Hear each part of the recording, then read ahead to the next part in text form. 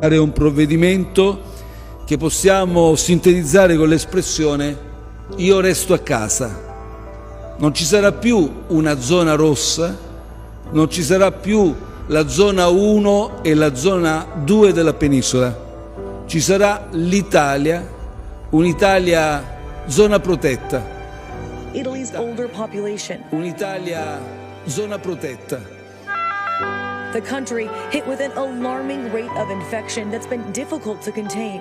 More than 2,300 new cases of COVID-19 in just the past 24 hours. 16 million people are now quarantined.